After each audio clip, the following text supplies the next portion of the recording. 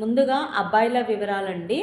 Reddy caste అబ్బాయి, 2000 date of birth, 6 feet height, B Tech MS complete అయింది. యూఎస్ఏలో సాఫ్ట్వేర్గా జాబ్ చేస్తున్నాడు. 110K ప్యాకేజ్లో ఉన్నాడు.